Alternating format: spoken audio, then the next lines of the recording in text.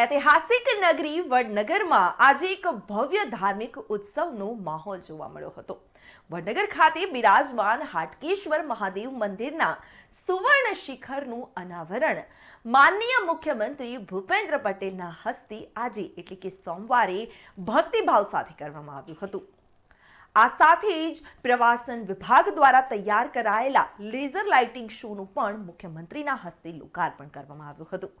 વડનગરના હાટકેશ્વર મહાદેવ પટાંગણમાં ત્રિદિવસીય શિવ પંચાયત પ્રાણ પ્રતિષ્ઠા મહોત્સવનું પણ આયોજન કરવામાં આવ્યું છે। આ મહોત્સવના ભાગરૂપે યજ્ઞશાળાની સ્થાપના, સુવર્ણ શિખરનું અનાવરણ અને લેઝર શોનું ઉદ્ઘાટન કરવામાં આવ્યું।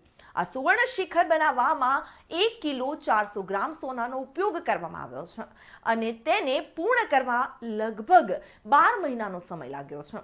આજે સવારથી જ વડનગર તેમજ આજુબાજુના ગામોના હજારો ભક્તોએ હાટકેશ્વર મહાદેવના દર્શનનો લાભ લીધો હતો।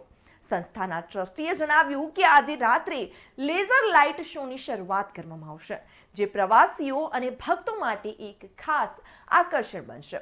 આ ઉપરાંત મહાદેવ સંસ્થા દ્વારા પ્રવાસીઓ માટે જમવા, રહેવા સહિતની તમામ સુવિધાઓનું પણ વિશેષ ધ્યાન રાખવામાં આવ્યું છે।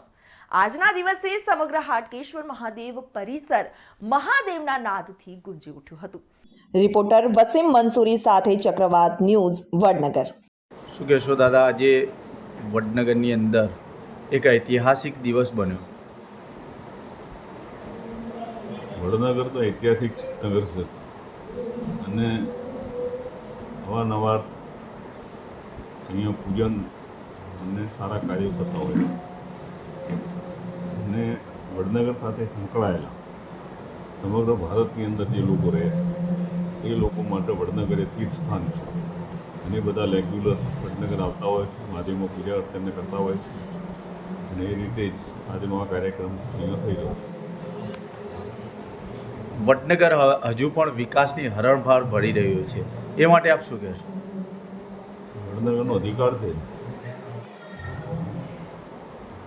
વડનગરનો અધિકાર એ રીતે છે કે નરેન્દ્રભાઈ સમગ્ર ભારતની જવાબદારી સંભાળશે અને વડનગરના વતની છે તો પોતાના ગામને ભૂલો નહીં। શું કહેશો, આજે સુવર્ણ શિખરનું શું એ કરવામાં આવ્યું? આપના માધ્યમથી હાટકેશ્વર સાનિધ્યમાં આજે સુવર્ણ શિખર ભૂપેન્દ્રભાઈ આપણા સીએમ શ્રીએ ખુલ્લું મૂક્યું અને લોકોના આનંદની લાગણી થઈ અને આજનો દિવસ એ હાટકેશ્વર મહાદેવ માટે બહુ મહત્ત્વનો દિવસ રહ્યો। કેટલું સોનું અંદર વપરાયેલું છે અને કેવી રીતે દાતાઓએ દાન કર્યું છે? સોનું 1 કિલો 400 ગ્રામ જેટલું વપરાયું છે અને 1 ગ્રામથી માંડીને 250 ગ્રામ સુધી દાતાઓએ સહયોગ કર્યો છે અને એ લોકોના મદદથી જ આજે સુવર્ણ શિખરનું લોકાર્પણ થયું। સાથે સાથે લાઇટિંગ શોનું પણ અહીંયા મુખ્યમંત્રી દ્વારા શુભારંભ કરવાનો, એની તૈયારીઓ કેવી અને કેવી રીતે એનો શો શરૂ કરવામાં આવશે? ગુજરાત પ્રવાસન દ્વારા લાઇટ શો એન્ડ સાઉન્ડનું બધું તૈયાર જ છે અને આજથી જ ખુલ્લું મૂકી દીધું છે એટલે આજ રાતથી પણ ચાલુ થઈ જશે અને લોકો એના નિહાળી શકશે।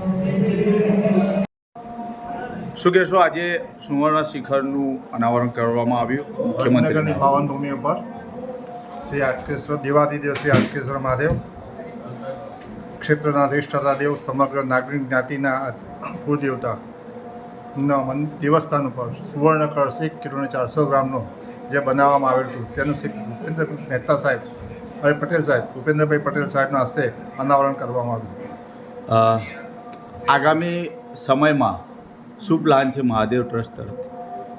નરેન્દ્રભાઈ મોદી સાહેબ માનનીય વડાપ્રધાનશ્રી તરફથી સંસ્થાને જે સહકાર મળતો આવ્યો છે અને હાલ પણ ચાલુ છે ભૂપેન્દ્રભાઈ સરકાર સાહેબનો, એના અનુસંધાને જે પણ કાર્યો વિકાસના કર્યા છે એ કાર્યોને આગળ વધારતા રહેવા હાલ જે સુવર્ણ શિખર બનાવવામાં આવ્યું છે એ નિજ મંદિર આખું સુવર્ણથી જેમ અંબાજીનું થયું છે એવી રીતે હાટકેશ્વરનું થાય એ માટેના સંસ્થાના પ્રયત્નો ચાલુ છે। અહીંયા કઈ કઈ સેવાઓ અત્યારે ચાલુ છે મહાદેવ ટ્રસ્ટમાં? અહીંયા સવારે કોઈ પણ યાત્રી આવે તેના માટે ચા પાણીની વ્યવસ્થા, ભોજનાલયની વ્યવસ્થા, યાત્રી નિવાસમાં રાત્રિ રોકાવાની વ્યવસ્થા, સવારે સેવા પૂજા, દેવસ્થાનમાં ઉઠી આરતી પછી સેવા પૂજા